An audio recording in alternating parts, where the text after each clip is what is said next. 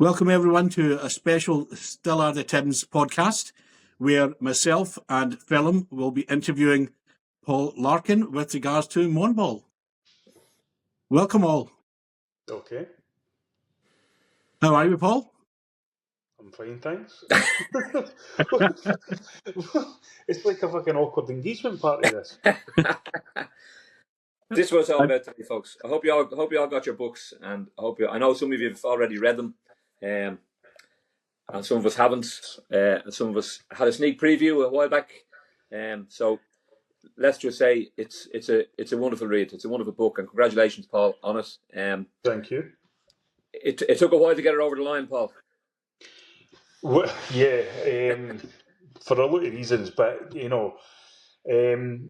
was a tough book to write because you have to kind of try and sort of characterise the story rather than, because it's a massive story. It stretches over a long period of time. And of course, there's been a kind of campaign by the media and certain individuals to tell this side of the story or their version of the story. And unfortunately, that then becomes accepted in the media and stuff like that. And what I've always been done with these kind of books is try and change narratives, and that's what I was trying to do with this. And so you have to kind of come up with a theme. And the theme that I came up with was basically, which was a kind of feature of David Murray's time at Rangers, was his reactions to certain things. His reactions pushed him into doing even bigger and bolder and things, because he just couldn't handle, being second best or losing or anything like that. And he unfortunately, had a kind of free rein over Scottish football for about 12 years. And he was very influential in the start of the Champions League, when Rangers were winning these leagues in the 90s and stuff like that. And he was a very, very powerful figure. But a lot of that was because he just simply didn't have anybody to challenge that narrative. Added to which, he had the media in his pocket. I've said it before, but you get guys like Chick Young, right? Who I heard them a couple of weeks ago talk on a podcast saying about all this. Oh, everybody thinks I'm a Rangers fan and blah blah blah blah. That come from writing a book about Rangers in 86-87 season, and people assumed he was a fan because of that. And it's like, that's not why people assume you're a fan. They assume you're a fan because you've been a lick spittle for everybody that's came out of Ibrox in the last 40 years, right? Including and especially David Murray. And even when, after all this kind of stuff had went on, and Murray had bankrupted the club and bankrupted himself and got them liquidated, all that kind of stuff, Chick Young was on Radio Scotland, and he still couldn't bring himself to have any besmirching of David Murray's name. So that's, difficult. You've got to try and come at angles where they have to think about it rather than just the obvious, I don't like you and I'm going to say bad things about you, because that kind of stuff is easy to shut down. I always remember seeing a guy talking about his relationship with his enemy, and he was talking about how the more you hate your enemy, the more your enemy wins. And he said his enemy would never get mad with him, and he'd say to him, I can make you do anything. And he said, no, you can't. Say, I take up space. And, that kind of thing. And so that's what you try and do, is you try and come at the angles against this person who, let's face it, hasn't exactly had a lot of people going after him or challenging what he said or anything like that. And as you've both seen sort of in June, when he brought out his book, it was just like, it was in his house in Gleneagles. The media were summoned there like they used to be to Charlotte Square, and he sat there and just told a pack of lies, about every single thing. And a couple of journalists challenged that. Probably, I would say, newer journalists, i.e. the ones he never had in his pocket back in the day. But in reality, he was just allowed to basically spout this narrative, how he was absolutely fantastic, never done anything wrong, and never the twain shall meet, shall we say, without anybody actually saying, so how come you got liquidated then? And how come the taxman went after you then? And how come you owed the British taxpayer £1 billion? Nobody said that. And so you would have thought that after leaving Rangers in 2011 and then the liquidation and everything that's happened since, he might have been a bit more humble or a bit more kind of contrite or anything like that, but instead it was just the same old stuff. So as hard as it was to write, that was an inspiration to write it. Yeah. I guess you've got people like Murray that have that mindset where even 20 odd years down the line, they're not going to look back and look at their faults. They'll kind of try and revisit the glory days, and like he is with the book, trying to write his own version of history. Yeah, I mean, these kind of people like David Murray are obsessed with legacy. You know, it's one of the things. I mean, Tony Blair and all that, they always talk about it. And you're absolutely right about the mindset. I mean, some might say we're seeing a similar mindset closer to home right now, where you just cannot see they've done anything wrong, and they're so far into it. And it's kind of like the Charlie Sheen effect, right? If you look at Charlie Sheen, he's come out with a book and he's come out with a documentary, and he's basically said the reason why I've done so many daft, stupid, and horrible things is because nobody ever stopped me. You know, nobody actually pulled the rug out for him and said, right, that's enough, because he was a kind of Hollywood star, quite good looking, talented, all the rest of it, quite clever and that. So he could kind of navigate the bases, no problem at all. And Murray was exactly the same. He's in so deep with journalists and all that kind of thing. There's nobody got to turn round and say, hold on a minute, what's going on here, like, you know? And as I said in the book, going into it, I've tried to make people understand that the EBT scheme didn't just start when the SPL at the time's investigation started in 1998. It started on before that. But you're right, the mindset was, as you said, Naz, just to keep pushing, keep basically the criminality going.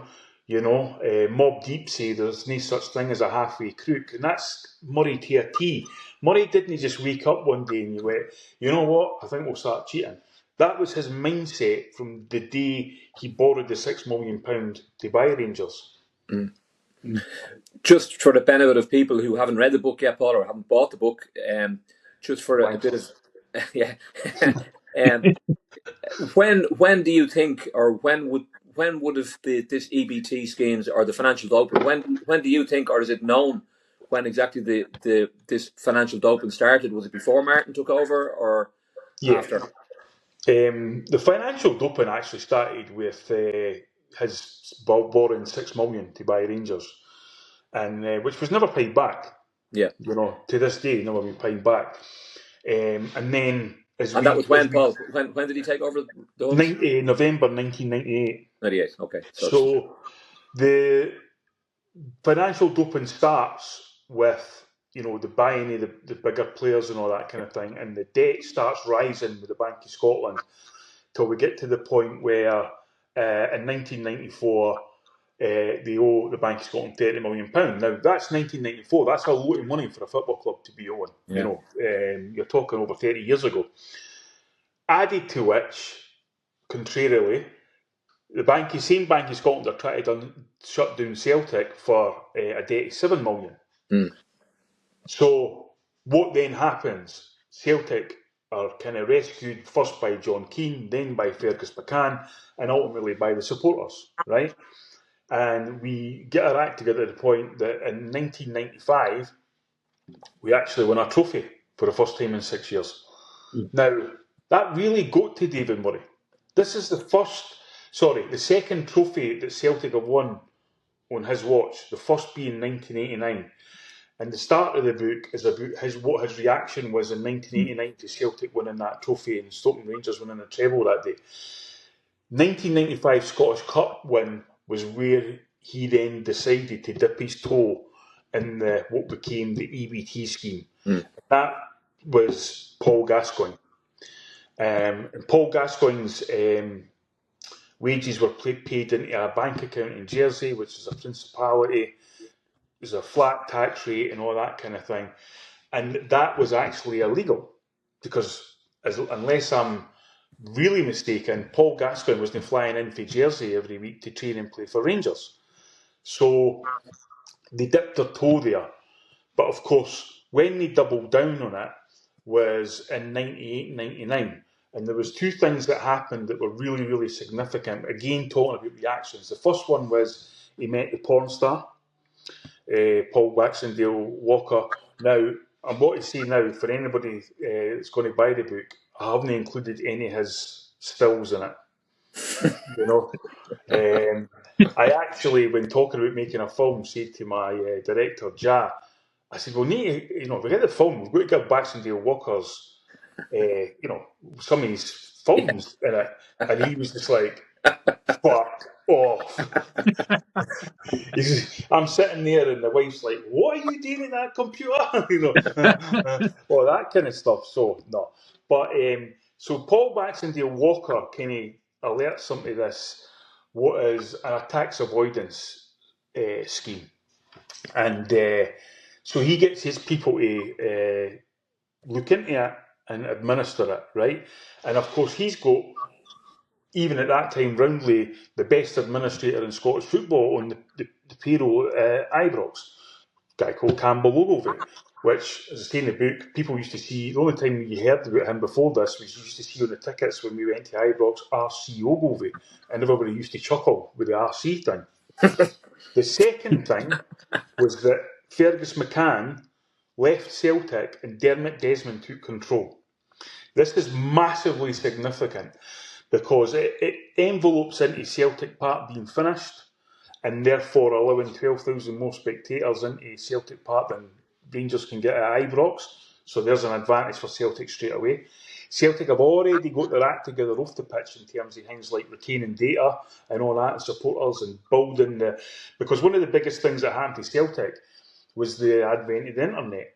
And that made people, as much as Celtic, aware that Celtic had this worldwide diaspora that Rangers can't compete with. No. We're not just talking about the odd expat here and everywhere. We're talking about dedicated and educated supporters around the world who are watching games from afar and all that kind of thing. But more importantly to Murray, he is now up against a guy who can buy and sell him. Yeah. And Dermot Desmond. Now, listen, I don't think any of us or many of us watching this are fans of Dermot Desmond, but the reality is this guy is a ruthless motherfucker, right? He does not take shit for anybody, and he will do anything to be successful at this time. Yeah. You could argue maybe not quite the same as he is now. And so Murray was like, what the fuck have we got to do here? Because basically, he's had unparalleled success in Scottish football, at this time. We've won 18 leagues. We won the league with Stoke 10 in a row in 1998, which was fantastic, but they just come back and win the next two titles. But what's then happened, and literally this is the first time in Celtic's history, and we're talking about 1999 here, the purse strings got loosened. Now, unfortunately, that meant that we got Eyal Berkovic and Raphael Scheidt. But, that lesson was learned, and then it was like, right, first of all, we need to get a proper manager, which is Martin O'Neill, and then we can loosen the purse strings. And Martin O'Neill, at that time, with Celtic's money, could compete with the best in the Premier League in terms of, wages and all that kind of thing. Rangers can't. Rangers can't because of the things that I've outlined, and also the spiral in debt that's going up and up and up every year. And so they have to double down. And so that's where the EBT scheme comes in. And one thing I want to clarify about the EBT scheme, right? Because, listen, I have to learn all this stuff as well, and I'm not a big financial guy, as my bank manager will tell you. The EBT scheme is, so you get a Celtic player, and Celtic say, we are going to basically sign you for £20,000 a week, right? And so they have to sign that player for £20,000 a week. Celtic will pay the tax on that, right? So that guy will get £20,000 in his bank account. What Rangers were doing was no paying the tax on it, therefore they could pay it to the player. And so by paying it to the player, they were effectively paying players double the amount that they could afford, because they're avoiding tax, because of the 40-50% tax rate as well. So you're basically doubling their wages. That allowed them to then attract Ronald de Boer, Tony Andre Flo, Frank de Boer, Giovanni van Bronckhorst, all these kind of Stefan Klos, all these top international football players, who Rangers will tell you only signed for them because they all wanted to play for Rangers. Of course it is. Now, you mentioned Dermot Desmond there, and current day Dermot is comes across as some kind of mustachioed James Bond villain within the support there. Kind of in the book, obviously, were you tempted to kind of draw the parallels from where he took over and invested the initial and to the latter day Desmond, or did you wanted to just keep him as he was in history and obviously the decisions he made with the club? It's not so much keeping him in history, it's just about keeping the reader in the moment, you know, that you've got to, you can't assume the reader knows everything. I mean, I can talk to you guys of similar ages, I know Phelan's a good 30 year older than us, but and I could say, oh God, remember that Juventus game in 4-3 and it was back forward and Chris Sutton, and then you could be talking to somebody who's 30 and they're like, what? You know, because they were 5 years old at the time or something like that, you know what I mean? So you have to keep people in the moment. And it would be, if it was a novel, you could, you know, it's different, but you've also got to kind of stay factual in the sense of, as much as we would portray Dermot Desmond as a villain now and all that kind of stuff, I'm sure he would have equally a strong narrative to say why he isn't, right? And unfortunately, because he never speaks to us or anybody else, we didn't know what that is. You know, I mean, the guy was at Celtic Park on Sunday. Did it bother his arse to turn up to the fans meeting? No. So it's just to try and tell the story of him at the time when he kind of assumed full control of Celtic. Yeah. I might address this one to you as well now, so I know I've asked Paul about it before. So we've stopped the 10 under Wim, and Wim Jansen leaves, and we're all gutted because we thought Wim was going to re-establish Celtic. It didn't happen. So as Celtic are looking for the next manager, which turned out to be Martin O'Neill, you guys obviously are going week in, week out. What's the mindset before O'Neill is appointed? Are you still gloomy, or are you still thinking we got to get this right, or what kind of mindset were you guys in before Martin O'Neill was appointed? Well, first of all, you need to get your question right, because after Wim Jansen, it was Joe Venglos, then John Barnes. No, I know that, yeah, but that's what I'm saying. We didn't build on that then until Martin was a year later. My experience, and Naskin coming after it, obviously, is we just thought, and here we go again. Yeah. After, you know, because you've got to remember the circumstances of Wim Jansen leaving. We literally had 1 day to celebrate, and then the next day he's off. Yeah.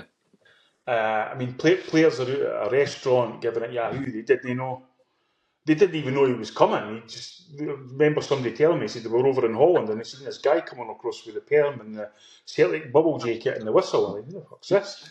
He said, there's a guy who's won the World Cup, or he's played the World Cup final and won a European Cup, like. But and then to go for that to Venglos, which is a whole other story. And there was marked success against the Huns in terms of against them individually. Yeah. You just sort of was a feeling of, is this got to be a one-off? You know, and as you want to. Yeah, for myself, it was after Wim leaving, we had another season of discontent in the summer, and then when I remember when after the John Barnes fiasco.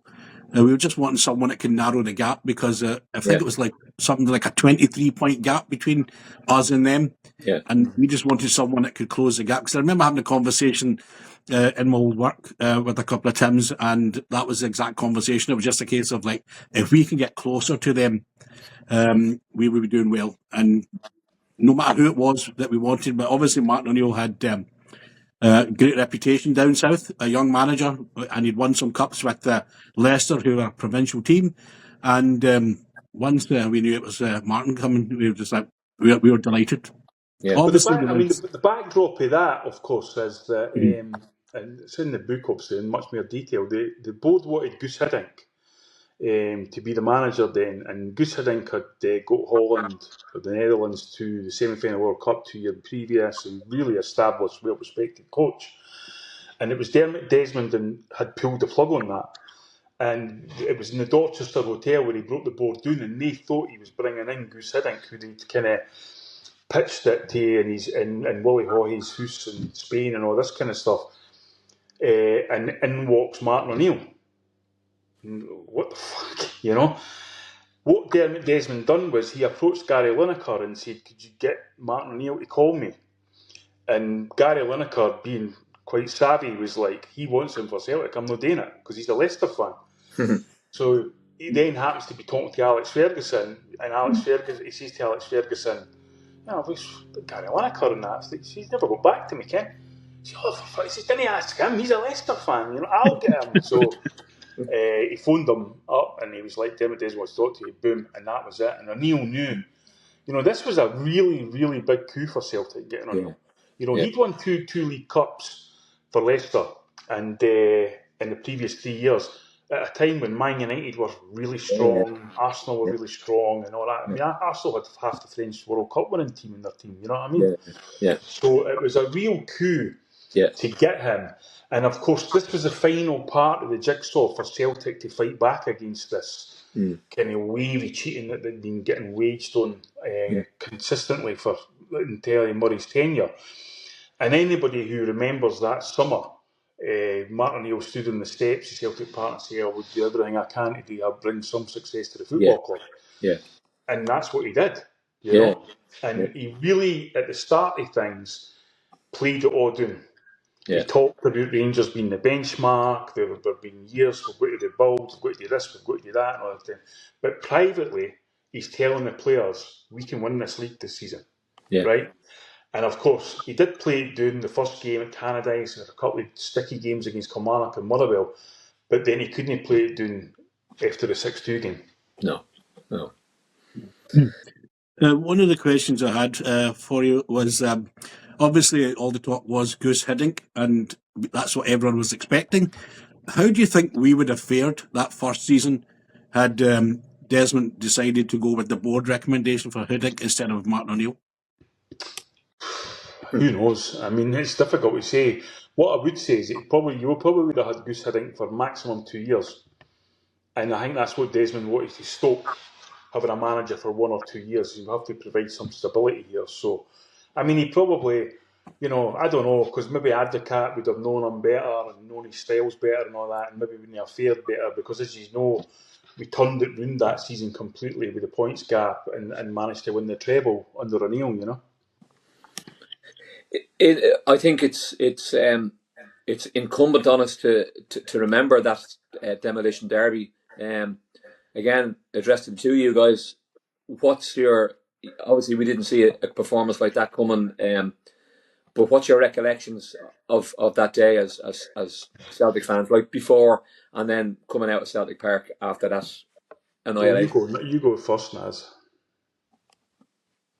For myself, I was working that day.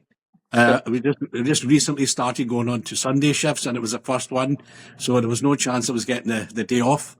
Yeah. So I remember game was a 3 o'clock kick-off on a Sunday, so I wanted to make sure I got everything done so that I could just get the earphones popped in and listen to the radio.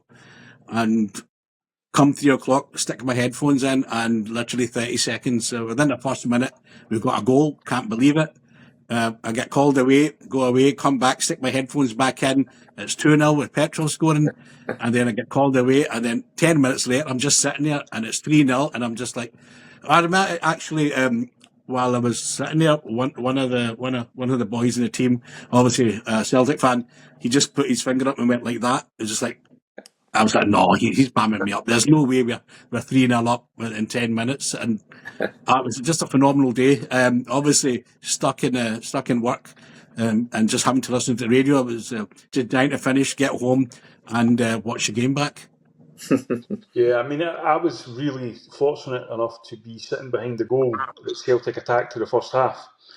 And there was trepidation before it because, I mean, we can dress it up any way we want, but they did have a psychological hold against us that time. They thought, no doubt about it. And so, of course, they're just to my left and they're giving it Yahoo and all that kind of thing. And obviously, it's a beautiful day in August and all that sort of stuff. And you're kind of like, the nerves are churning and whatever. And you just want to kind of put on a show, compete and all that kind of thing.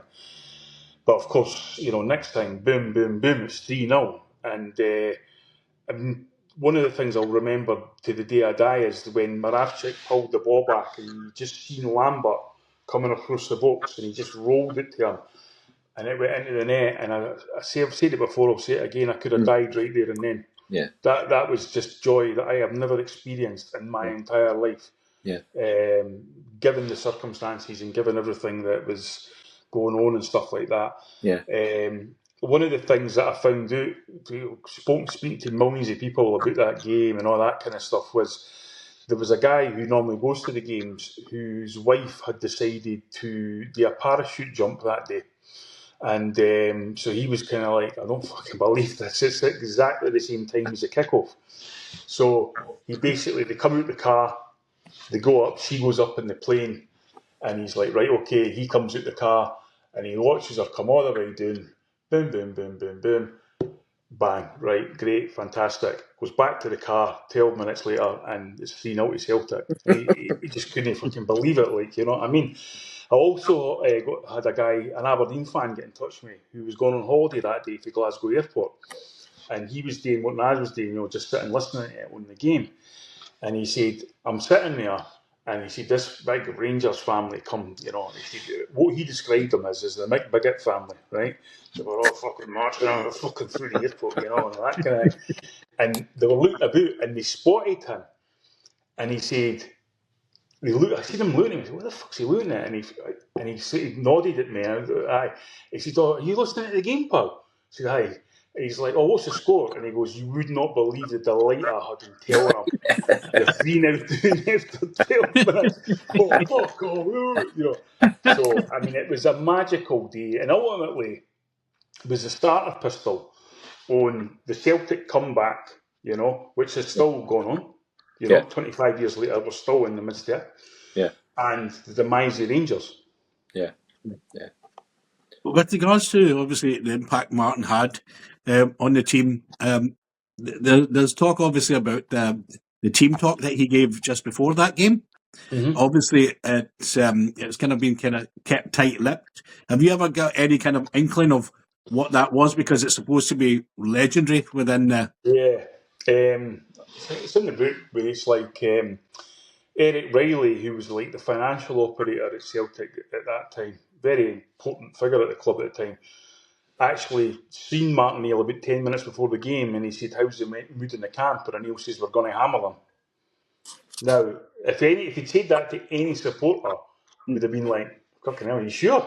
Carried away.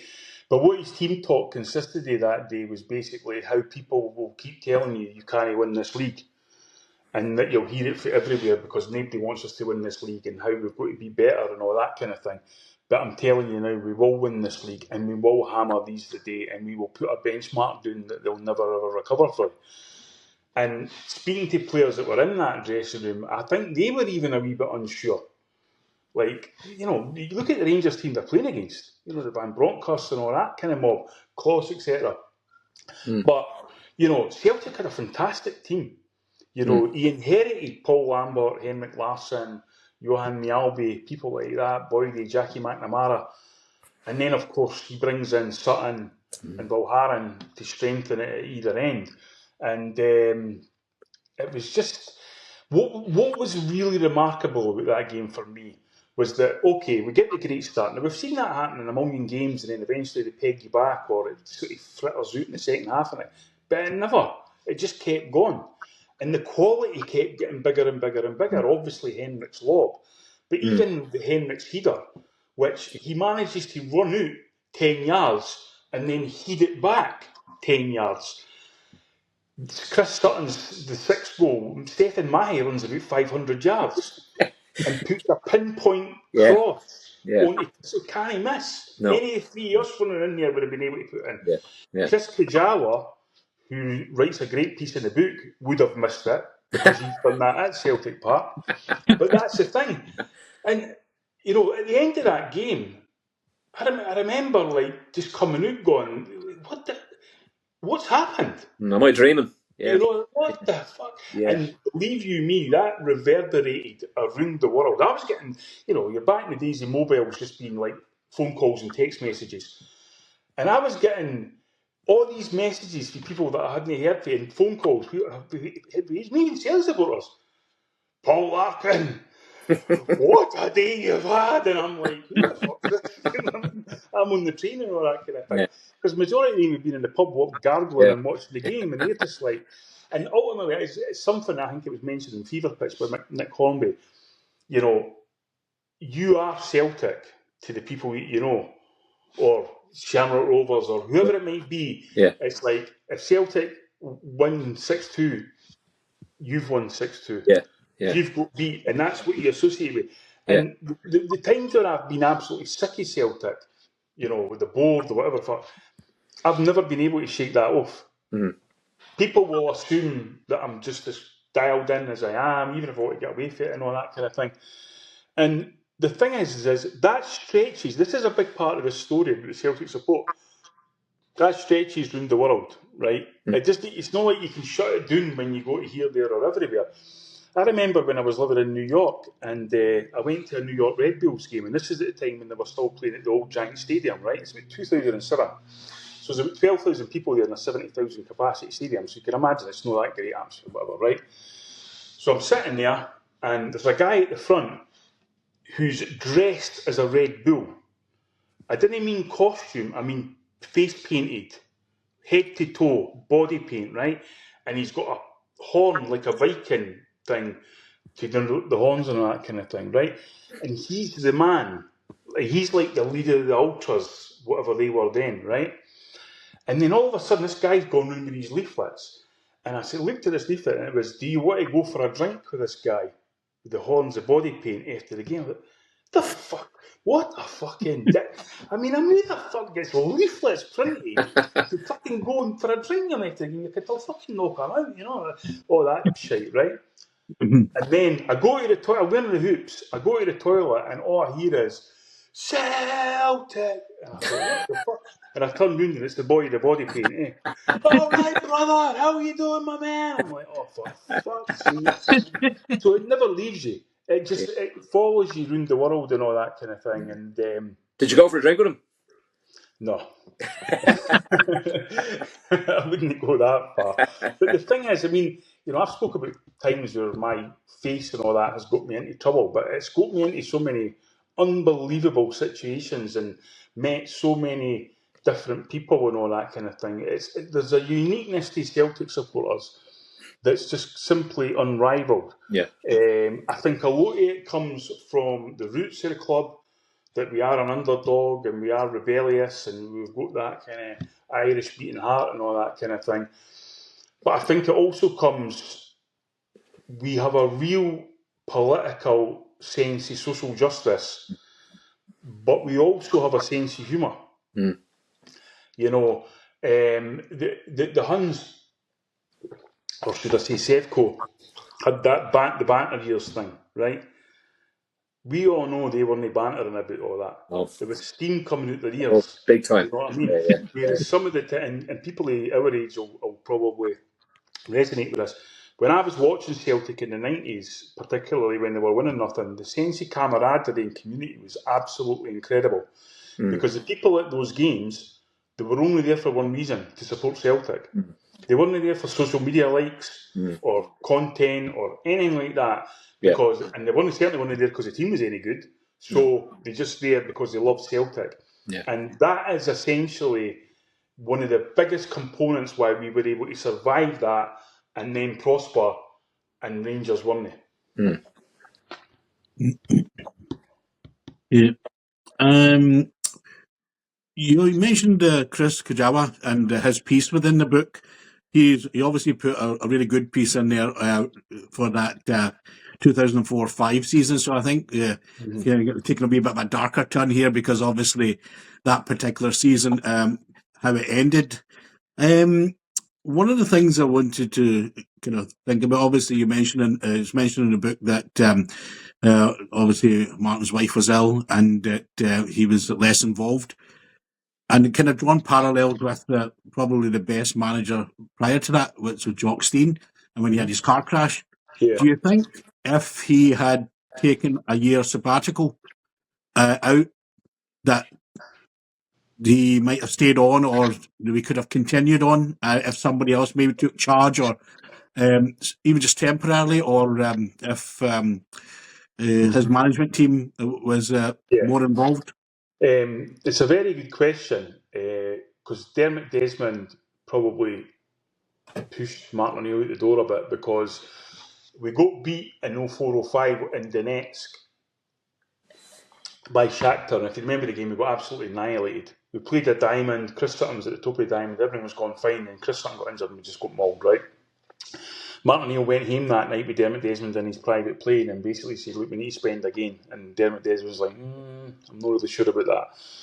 So anybody around the club will tell you, and did tell me for the book, that Martin O'Neill changed in that season because he had obviously the issues with his wife. And I mean, who wouldn't he, you know? So it is, because it would have been great if he was able to be able to do that, because if you see the success he then went on to have with Aston Villa, you know, where he was kind of reinvigorated, his wife got better, and he gave them, I think, three or four top six finishes in a row, which was incredible for Aston Villa at the time. So that was something that would have really been good to happen, because it was a wee bit like preparing yourself for life in the slow lane, I think was the phrase that Martin O'Neill used at the time. I would just say as well about Chris Kajawa, I know I slagged him earlier on, but Chris done a book from Seville to Sevilla about 2003 or 4 season, so I thought he was perfect, because I always thought he'd write another one right after that, but he never, for whatever reason. And so Chris is the sort of guy that takes a scalpel to things, and he's a very humble and doesn't sell the props that he should be, but I would, because, and you could see, because as you see, he provides the darkness, as that whole team that Rangers have got are on EBT. I have a story about Shota Avaladze and all that, why he was sold and all that sort of thing was all linked to it.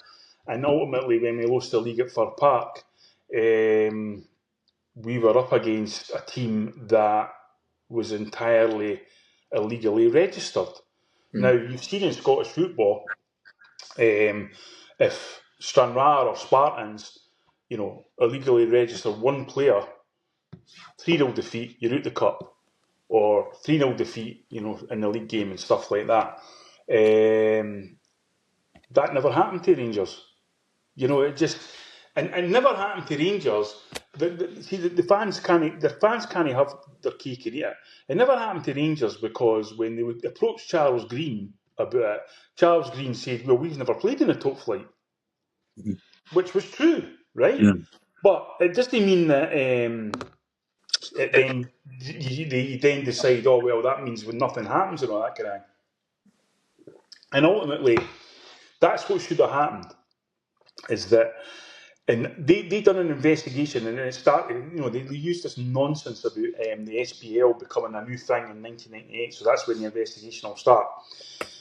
But even on their terms, that should have led to them being stripped to every trophy that was won just in that time. If that's the only vantage point that we're going to go for, 98 to 2011. Instead, they copped to, found them guilty, which again they completely forget about, and fined them £250,000. £250,000.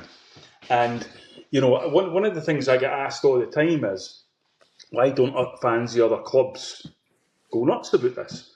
And I didn't even know the answer. Well, I can guess, but, you know, teams like Dundee and Falkirk and Queen of the South face Rangers teams in cup finals and lost to them, and they should never have faced 8 players. Never have faced them. That's the essence of financial doping. I think a lot of people in Scottish football equated it as a Celtic Rangers thing, and the parochialism and tribalism of that stopped them actually what do anything about it. But it was never a Rangers against Celtic thing. It was a Rangers against Scottish football thing. And they should have been punished accordingly. And it's left a stain on Scottish football that, of course, the media will try and brush under the carpet, and all the pundits. I was saying to a mate last week, like, I can't watch any build-up of any game that we play against Sevco. No.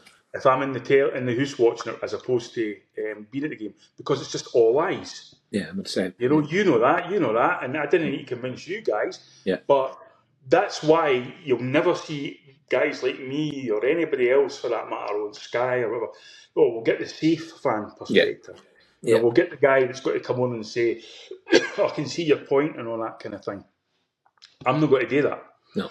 The Sports Sound had a thing, God, it must be about 10 years ago now, actually, BBC Radio Sports Sound, where they wanted to have two people on that were of, opposite ends of the spectrum about something. And at the time, what had happened was Gary Locke was the manager of Hearts, and Michael Stewart had said that team's not coached, right? The Hearts team that he had. And Billy Brown was the assistant manager and went ballistic about it and was on saying, how, that's just like, slagging off and blah, blah, blah. So they then got him and Billy Brown in a studio to go at it, right? Oh, this will be great radio or that kind of thing. So then, I'd been on Sportsman a couple of times at this point, and the producer, Frank, says to me, would you go on with Kenny Clark? About the referees and all that. And I said, I ain't bother. 7 minutes that show lasted. Because he just cut it off straight away. No, it wasn't going out live, but I was saying things that, that wouldn't be heard on radio. It's as simple as that. And I'm not talking about expletives or anything like that. I'm just talking about how... You were applicated, Bob. Aye, exactly. Like, I was just saying things that I've seen in books and films about how does it feel that Macy referees come to Lanarkshire and for an association that's controlled by the Freemasons and the Arms Order. Exactly. And Clark's like, whoa, wait a minute. I'm no... the only time I've ever seen that was Tom Boyd in Anyone But Celtic, when he comes into Celtic Park. We were interviewing him, and Jazz doing the interview. And Tom Boyd, he did. And that day, Tom Boyd had been made an ambassador for Celtic, right? That very day. So I was like, oh, God, I salute you, or bow, or that, right? He comes and sits down, and Jazz like, right, Boydie, what about all this cheating for the last 100 years? He's just like, but he goes with it. Yeah. And then he's brilliant, obviously, he's seen the film, and then after he's like, fucking hell, man, I wasn't expecting that. And it's kind of like, well, that's why it's, everything that we do is always clandestine and blah, blah, blah, blah, that kind of thing. Yeah. As a matter of fact, he obviously passed away. John Clark was very close to being in Anyone But Celtic. John Clark actually approached me at Celtic Park one day, and I turned around. I didn't know John Clark. I'd never even met him at that point. Comes up to me. Now, if you know John Clark or how he speaks, he kind of doesn't go, hi, Phelan, how you doing? He comes up and goes, you, I've got something for you. What? Like a hitman, you know what I mean? Bang, you're away. I goes, oh, what is it? He goes, and he points. We're standing at the reception at Celtic Park, and he points outside, right? He goes, what? And I was like, what do you mean? He goes, Hamden. And I went, uh-huh. Me? The boys? What about it? But of course, it's John Clark, so you're not going to go, well, you fucking get to the point. You just, Anyway, basically what he said is there's no picture of the Osborne Lions up at Hamden, right? This is 10 years ago. And I could be in your film. I ain't what. So, I actually got rectified, that, right? The museum, because the guy who runs the museum, I alerted this. Because this guy was a really good guy, and etc. And I just said to him, do you realise this? And he went, no, I didn't actually. Let me go and check. And he went away, and I go back to him and say, oh my God, you're right. And they rectified it. Wow. So that was a small victory, eh? Yeah, yeah. But they kind of, as I say, so the thing is, it's the same with everything I do, the books and that. Everybody always says to me, oh, how come you're knowing this and how come you're knowing that? Well, first of all, I never talked to tabloids, as you know. I mean, Naz will certainly remember what the tabloids tried to do to me in 2018, putting me on front pages and all that about have shown a Rangers film at Celtic Park, just complete nonsense, and that puts a target on your back, and I basically had to go to Liverpool to get away from it because there was threats were really coming on top. And I went to the sanctuary Jazz House, and Liverpool was playing Man City that Sunday, so I'm doing on a Friday, and I said I'll chance my arm and try and get us a couple of tickets, and the connection I had was Andy Robertson. So he's like, well, fucking hell, if you can, that'd be great, right? So next thing, boom, tickets are there waiting on you on Sunday. So I was like, fucking hell, that's fantastic, So was told where to go and all that, down to Anfield, along to Anfield. And the thing is, it was weird, right? I don't know if he's been to Anfield, right? But it's a hard ground to get to. Yeah. We had to get a train and then a bus and then walk about a mile, right? So we're doing that, and the Liverpool fans and Man City fans were all mixing, and I thought it was quite weird, Anyway, we get up there, and I go up with Paul Larkin, Andy Robertson. The guy hands me 2 envelopes that are about this thick, and I was like, what the fuck's this? Opened it up. Passes for the players' lounge, passes for the directors' box. So fucking hell, man. So we get in. Jazz, this is unbelievable. He can't even believe what's going on. We sit down. Behind us is Vincent Kompany. Behind that other shoulder is Kenny Dalglish. Then there's the Man City, that Abu Dhabi mob, all sitting there looking like $1 million, all these billionaires and all that, right? Mike Summerby's chatting away to us and that, okay? So I'm like, this is unbelievable. So this is like an analogy for the whole thing. I've went through this, everybody's out to get me, to, oh my God, this is incredible, Middle of January, we're at Liverpool Man City, dead centre, director's books, all that kind of thing. So the next thing, the game starts, and despite what they'll tell you, right, it's not the great atmosphere, right? It's nothing like what we experienced at the big games and that, right? This girl sits down next to Ja. He's there, and then to my left, she's half cut, and she starts talking Scottish, right? She's only in her early 20s, eh? And eventually, I looked at her, I thought, oh no, it's a fucking nutcase, Ken. She nudges Ja and goes, so how do you know Andy Robertson then? And I'm nudging Ja going, didn't answer. And he's like, he's looking at me going, what's the problem? I go, she's fucking nutter, didn't answer. So we fucking, so he's like, oh, well, fuck. So that's easier than that. So that's it. So next thing, game with it, 4-3 to Liverpool it was, by the way. Fantastic game of football. We're in there. The guy's like, oh, I'm here. And it was like fucking, I don't know how to describe it. It was like Men in Black, secret compartments, and no, you come here. No, you're in here, Where the fuck are we going? And then we're in, boom. And I'm like, there's fucking James Milner standing there, and Roberto Firmino, and all this kind of thing, right? And I was like, fucking hell. And then, of course, I looked over, and there's this big, fucking huge bar and all that. Of course, quickly tipple, it's free. Free food, free drink. So I'm like, Jazz starts. I said, just stop talking. I'll see you later.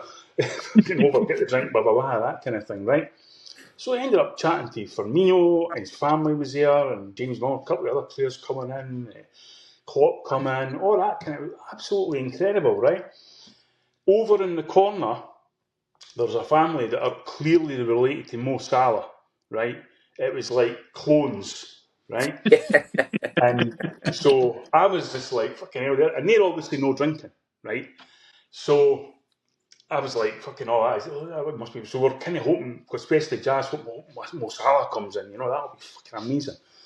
Keeping an eye on the door while I'm looking at the other players and chat with you. By the way, James Milner was talking to a bunch of Spanish guys in fluent Spanish. It was really impressive, So, right, of course, I'm and I'm at that way where I'm basically rubber, right? And it's like last orders and all that, so I'm like, fine. And I'm that way where I'm kind of like, oh, look around the scene, like, anyway. But it's something's no right. And I look round, and over in the corner are Mo Salah's, I would imagine, brothers, on the table with a Scottish lassie, who's got her arms round the pair of them, steaming. Like, oh, for fuck, it's time to get the fuck out of here. Like, yeah. So that was basically what it was like. You know, it was like 1 minute you were away down there, and the next thing you were away up there, and all that kind of thing. But to sum it up as well, with the books and all that, and the obstacles and things, is that the more kind of well-known I got, it was harder and harder to do stuff like this. Yeah. I mean, you know, we were able to do things like plant cameras in Masonic halls and all that kind of thing. And how we done that with anyone but Celtic film was to go to a show in the Edinburgh Festival that was in the Masonic Hall, and knowing there was a meeting that night, so we planted it and then went to the next show and the next day and got it back and took it away, which, funnily enough, was the other guy who was at the show, Naz, was Jonathan Sutherland. All right. Just one of the anomalies that he was in the show, because his girlfriend was in the show. I don't think they're together now. With that guy, Gary Little, who died just a couple of months ago, the comedian. So, tons of stuff like that. None of that's in the book, though. Did you ever find out who that girl was? What girl? The one. I'm not going to reveal who it was. Okay. So you can work it out for there. You just mentioned that term a few minutes ago, Paul, the opposite ends of the spectrum or opposite ends of the scale. You look at when Martin took over and the team steamrolled, obviously, the treble. Then we started competing in Europe. We were respected. We were really respected in Europe. Obviously, Seville in 2003. And you look at now this season's capitulation before the Champions League and no investment. It's night and day, isn't it? The two eras. It massively is. I mean, our first game in the Champions League was in Turin against Juventus. You know, and all right, they've just sold Zidane, but they're still absolute quality. Like, you know, one of the standout games, if you remember, a couple of years before, it was when Man United beat them in Turin, and the reason why that was a standout game is that nobody ever done that. You know, so it was a big like wow, and like 2 years later, we're gone there, and you're thinking, fuck me, this is it, like kind of thing. Yeah, and there's a lot of temptation. I mean, you know, the Juventus fans, not a nice bunch of people, neither the police or that kind of thing. For days. But as you know, in that game, we're competing, and then we went from competing to putting them on the rack. Yeah, and then we went to putting them on the rack to 2-2, and we're going for the winner here. And then it just gets extinguished by cheating. You know, and that was probably the angriest Martin O'Neill was ever after a game. You see his post-match interview, you can't even speak. No. Because, you know, everybody, when, you know, we were at the opposite end of the ground, at the corner, and it's at the opposite corner where it's happened. Everybody just turned away, because it was like, well, Harren's ushered it out for a by kick. Yeah. And then the next thing you're like, penalty. And you couldn't fucking believe it, like, And it was one thing, you're absolutely in shell shock. Yeah. There's a ban on alcohol in Turin that day. So you would not believe it was like fucking ghost town at a minute to midnight after the game. 1 minute after, it was like, whoosh, everybody's giving it all that kind of thing. But we were everywhere, you know, I went from Turin to Stansted to Edinburgh, right? Everybody you met, it was all Tims everywhere, just shell-shocked. Yeah. But again, talking about the ups and downs, went on the flight from Turin to Stansted, and there's a big mob of Edinburgh guys that were all like my old man's mates and all that kind of thing, right? Absolute nutters, every single one of them. This plane was like a bus going to Glasgow for like Chapel Hall or something. It was just bevy, people jumping about and singing and all that kind of thing, right? And I swear it took about 20 minutes. I think the pilot was just like, fuck this. Get in quickly and get these cunts off this fucking plane immediately, right? But in the midst of all this, as I say, I'm still like, I can't believe that happened, right? And this is the night of the game and stuff, the day after the game. There's a guy that I'm seeing going round the plane, and he's looking at in all the overhead compartments and all that kind of thing. Guy called Malky Pettigrew, sadly no longer with us, great guy. But, you know, another guy, say, could handle himself, right? So I'm looking, because it's becoming more obvious. I'm sort of sobering up and I'm looking, everybody else is, and he's like got this real intent. So then his mate, who's still with us, thankfully, Brian McCauley, I said, Brian, what's going on with Malk? And he's like, oh, somebody's fucking lifting his bag, he's gone fucking off his head. And, that's like saying Franco Begbie, So I was like, for fuck's sake, we'll help him find it. I said, I'll try and help him find it then, because if somebody's got it, he'll fucking panel them on the plane. Brian goes, no, I didn't do that. He goes, how? He goes, I'm the one that got it. I'm like, Brian, why on earth? So, all they can, but as you say, that was the launch pad into the Champions. Absolutely incredible. Yeah. The first 3 Champions League games at home, which you managed to win, typical Celtic fashion. We win the 3 games and still didn't qualify. It was absolutely incredible. It was the highest level of football I'd ever seen at Celtic. Yeah. And we were right in amongst it. And you can't ask for much more than that as being a team for Scotland, Yeah. No, absolutely. And when you consider that we went to the peaks of European football while playing against a team that's financially doped, I quite liked the EBT funded the actual wording when he was talking about the players in the book. He goes, the EBT Dado Perso, EBT whoever. So what I did was I thought it had to be clarified how much A, they'd been financially doping, and B, how much they defrauded the taxpayer. Because that's all money that should be going into the tax system. Mm-hmm. And, I'm a great believer in the tax system. I think if you're earning big money, then you should be paying big money. I've never been one of these people that's like, how much money do you need? Where they just seem to, no matter how much they've got, they want to just keep getting me and getting me and getting me, the Musks and all that kind of stuff. Yeah. You give me enough to get drunk and that's me fine, right? But they were doing that whilst nurses are struggling, doctors are struggling, firemen are struggling, priests and all that kind of thing. And they're meant to be the establishment team. Yeah. It's exactly the same where you found out they were ripping off the Poppy Fund and all that kind of stuff. And Cash for Kids. Yeah. They go on about kids all the time. But the hypocrisy is absolutely staggering. Yeah. Yeah. And so I just thought it was better to, because it's not a numbers book. I've obviously got documents in there, which was a whole source of fucking frustration, obviously, with people not to distribute it. But I wanted to have numbers in there just to remind people, I remember talking to Richard Gordon for Sportsound before I bumped my bridges with Kenny Clark. And I said to him, how on earth is, like, say, Billy Dodds and Neil McCann, Stephen Thompson, all still getting employed by the BBC? They defunded the British fucking taxpayer. And he'd be like, well, the case has been done for about 13 years and they're all still front and centre. They could even get jobs at fucking Ibrox, fail, and then go right back into it. And get a guy, Martin, help him along the road and sacked and all that kind of thing. So again, it's all about sweeping it under the carpet all the time, as if that didn't kind of happen. It happened with so many things in Celtic history. And that's what I've essentially tried to, with the help of you guys and others, is to pull that rug back and say, actually, there's this and there's that and there's this other thing, Yeah.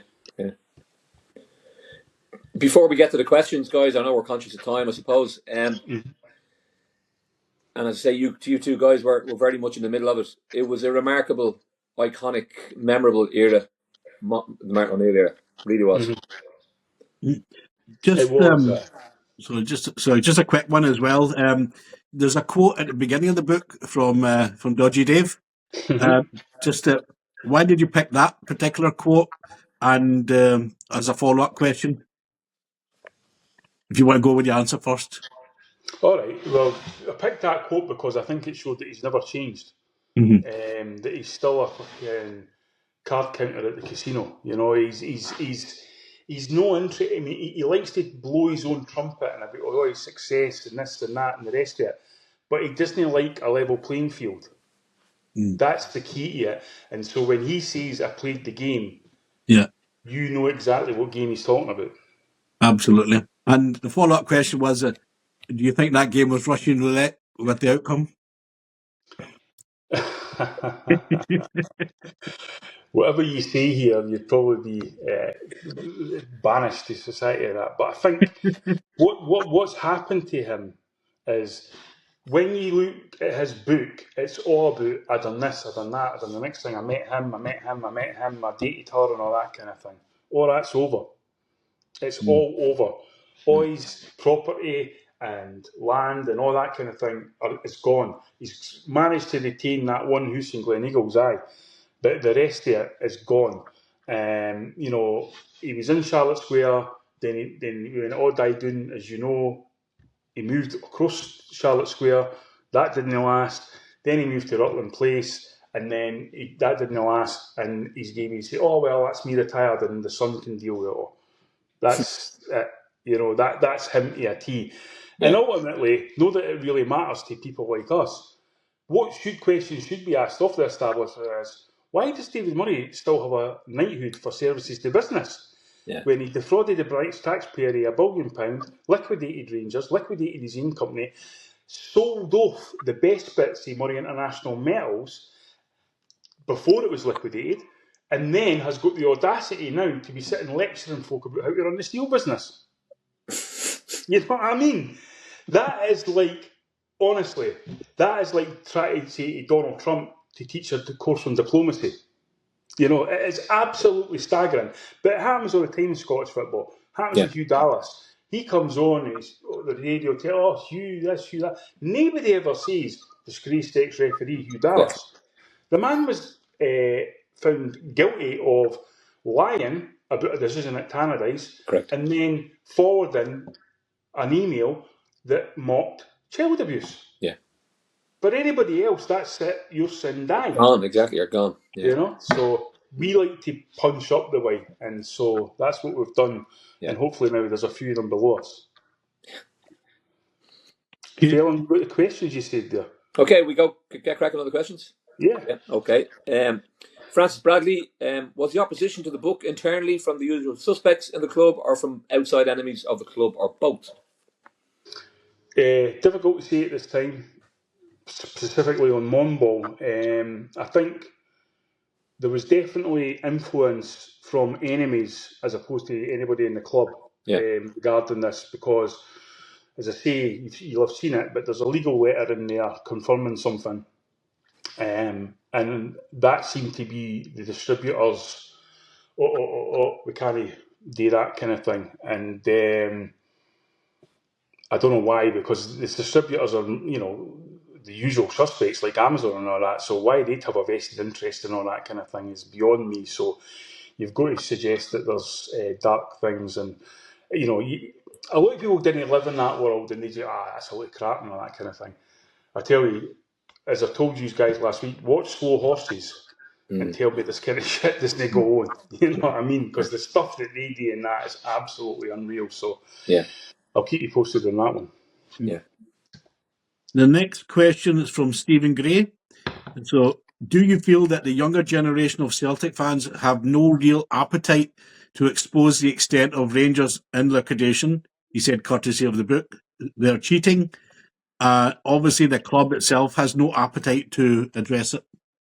Aye, I mean, there's two things to that. First of all, the club. I mean, the reason why they have no appetite is because Peter Lawwell, you know, knew what was going on and ignored the wee tax case and all that kind of thing. That was the first thing.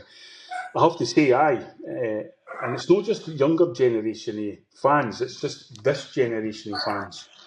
That's more a lot of people who are just kind of like, I just want to watch the football. I just want to see Celtic win football games. That's it.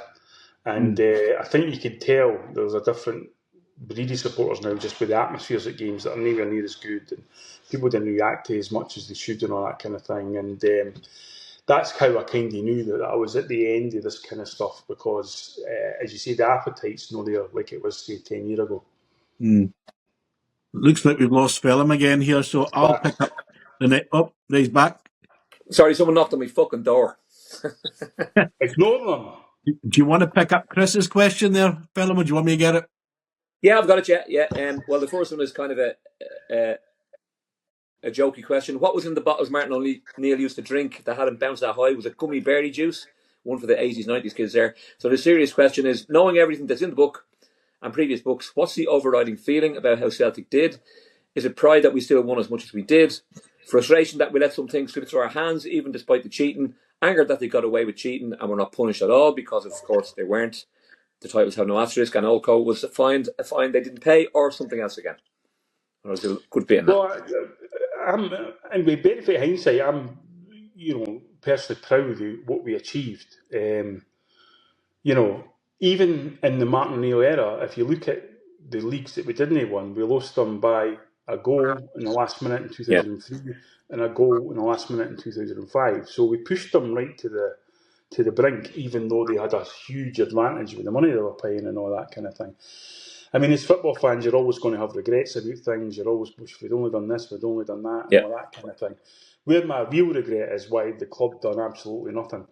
I remember being shown a letter by Peter Lawwell about 2015 that he had sent to the SFA, supposedly on the 2nd of December 2011, questioning the ownership of Craig White. And I thought, first of all, the letter looked quite fresh for it being 4 years old, But secondly, I thought, here's this monumental industrial scale cheating, and your response is to write a letter, that kind of thing. And I realised very early on in my relationship with Peter Lawwell and others, they were not interested. They were Dermot Desmond and Lawwell. They were not interested. They wanted a resurrected, team at Ibrox for the money. Simple as that. Yeah. Now, just before we wrap up, Paul, as with your previous books in the Asterix years and Anyone But Celtic, there was always a source. Now, obviously, you've kind of mentioned the source within this book. Do you want to elaborate a little bit on how that might have come about, or do you want to leave that for the readers, for those that have got the book? What I'll just say is one of the biggest sources was Craig White. And for anybody that doubts that, read the book because the proof's there. I've had myself and a mutual friend, primarily because of the mutual friend, I've had a weird relationship with Craig White over the years. And the thing that I admire most about Craig White, and this will sound like something like Blackadder, but I admire his balls. I mean, to basically go in there, strip the club, ram it up ticketus and all that, and then liquidate it as fucking balls of steel. And then to walk about Glasgow I saw the dissertation that he did when he got divorced. And one of the questions that his wife's lawyer asked him was, would you feel safe walking about Glasgow? And this is 2014. And he said, oh, aye, absolutely. What? So, aye, I've had that. I wouldn't say, didn't get me wrong, it's not been a checkered past. It's not been but Craig White was just a shark, That's what he did, kind of thing. David Murray was the real bad guy. And I think, to be fair, I've got to say this.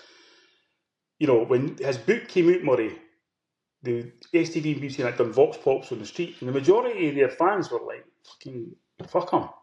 You know what I mean? You had the old ones say, oh, I wish he was back and all that kind of thing. But the ones who have now had time to actually digest it and blah, blah, blah, blah, realise that man destroyed their football club. Pure and simple, eh? So, he was the source. There was one other source, but most of it was... Well, actually, there was a lot of sources.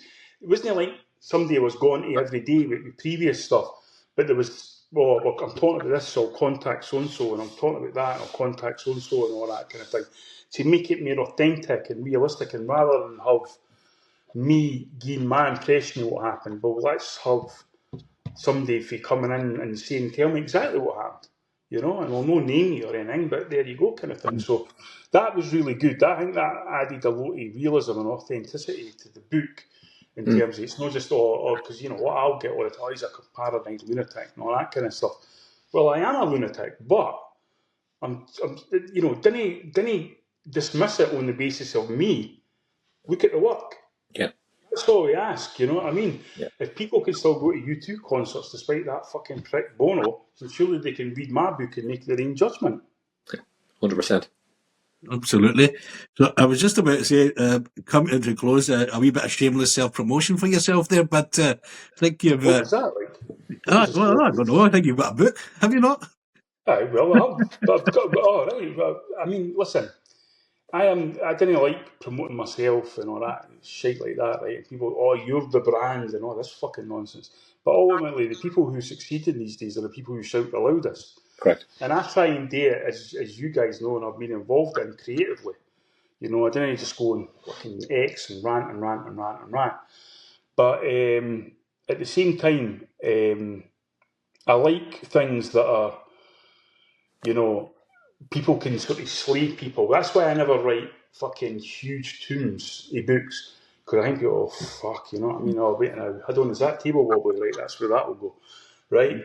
But I like people who can slay people with one or two lines, like, you know, Gandhi being asked what he thought of British democracy, and he said, I would think it'd be a very good idea. Or Brendan being asked after he was released from jail in Liverpool, comes back to Dunleary, and the guy says to him, oh, Brendan, it must be good to be free. And Brendan Bean says, aye, it must. You know, that's the kind of style that I try and base myself on, as well as that kind of talking to you in a pub kind of style. Yeah. And trying to pull in as many sources and things like that. But obviously I lived through this, and I was able to go to my own recall for a lot of games and stuff like that. So if that's shameless self-promotion, then up your lotties. Well, I don't think we can top that there. So thank you both for your time and talking about MONBALL. It's an excellent book. I'm not just saying that blow smoke up your arse, you know. Us bastards, we call it as it is. If you haven't already got it, consider it. Just a last question to you guys, right? What do you think of that Davy Basser not being here today? Is there any excuse for that? He's at work. Aye. I think you've he's asleep. He's asleep. Aye, probably passed out. Mr. Narcolepsy. I mean, you're talking about shameless self-promotion. In our group chat, he said he would be missed today. That's what he said. No, he meant he'd be pissed. Aye, he'd be pissed today, and you're like, aye, well, 2 bottles will do him. Yeah. No, thanks, lads. It was cheers, guys. Good to talk, and that's me at the end of your journey with a book. So it's now everybody else's. Well done. Okay. Thank you. Cheers, Bob. See you now. Bye-bye.